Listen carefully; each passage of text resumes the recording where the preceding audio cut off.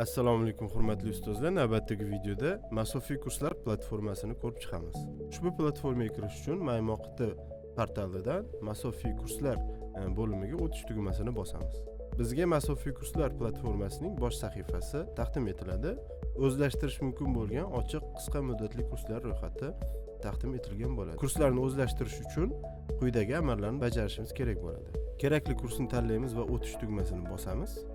O'tish tugmasini bosganimizdan so'ng kurs haqida ma'lumot taqdim etiladi. Kursning nomi, davomiyligi, nechta tinglovchisi borligi va necha bahoga baholanganligi. Kursni boshlash uchun modulni tanlaymiz va modulning tarkibiy qismi taqdim etiladi. Ya'ni modul tarkibiy qismidagi mavzular va uning kontenti taqdim etiladi. Xo'p, kontentni o'zlashtirish qanday bo'ladi? Misol uchun, birinchi mavzu nomlanishi va uni tarkibiga kiritilgan kontentlarni ko'rishimiz mumkin bo'ladi. Birinchi navbatda ma'ruza matnini o'zlashtirish uchun ustiga bosamiz va bizga kursga kiritilgan ma'ruza matni ko'rinadi va ushbu mavzuni o'zlashtiramiz. Berilgan ma'lumotlarni ko'rib chiqamiz. Sahifani so'ngiga tushganimizda mana sahifa o'zlashtirildi degan xabar beriladi va keyingi mavzuga o'tish tugmasini bosamiz. Keyingi mavzuga o'tish tugmasini bosganimizda bizga ya'ni mavzular ro'yxati ochiladi va keyingi, ya'ni mavzuning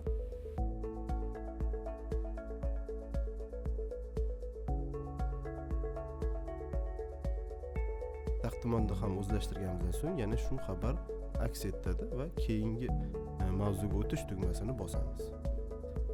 Va navbatdagi kontentni o'zlashtirishni boshlaymiz, ya'ni video ma'ruza. Ustiga bosamiz. Bizga video ma'ruza taqdim etiladi. Assalomu alaykum hurmatli. Video ma'ruza taqdim etiladi. Video ma'ruza bilan tanishib chiqamiz.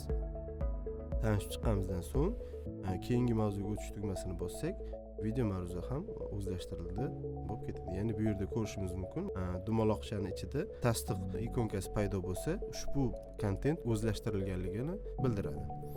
Mavzularni kontentni o'zlashtirib bo'lganimizdan so'ng mashq tugmasini bosamiz va mashq bo'lsa agar bu yerda taqdim etiladi. Agar mashq bo'lmasa, o'tish tugmasini bosib, keyingi mavzuga o'tib ketamiz. Keyingi mavzuni ham kontentini o'zlashtiramiz va keyingi mavzuga o'tish tugmasini bosamiz va mashqni bosamiz. Mashq bo'lsa yechamiz, bo'lmasa o'tish tugmasini bosib, keyingi mavzuga o'tib ketaveramiz. Mavzulardagi barcha kontent o'zlashtirilgandan so'ng modul yuzasidan testni yechishimiz kerak bo'ladi. Buning uchun testni boshlash tugmasini bosamiz va bizga taqdim etilgan test savollariga birma-bir javob berib chiqamiz.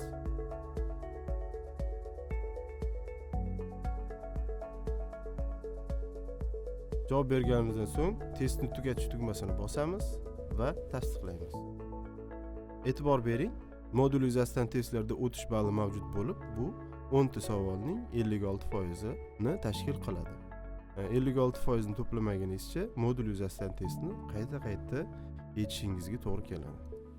Testlarni muvaffaqiyatli o'zlashtirganingizdan so'ng quyidagi statistikani ko'rishingiz mumkin. Ya'ni berilgan savollar soni 10 ta, to'g'ri topilganlari 8 ta, xatosi 2 ta, o'zlashtirish 80%. Modul yuzasidan testni yechganimizdan so'ng qaytish tugmasini bosamiz va yana bir test topshirig'ini bajaramiz.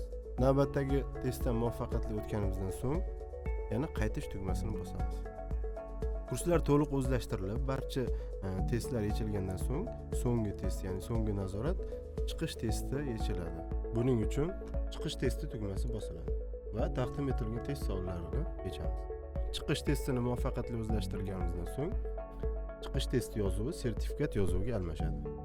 Sertifikat yozuvini bosish orqali kursni o'zlashtirganlik sertifikatini yuklab olishimiz mumkin bo'ladi. Shu bilan bugungi videomiz yakuniga yetdi. E'tiboringiz uchun rahmat.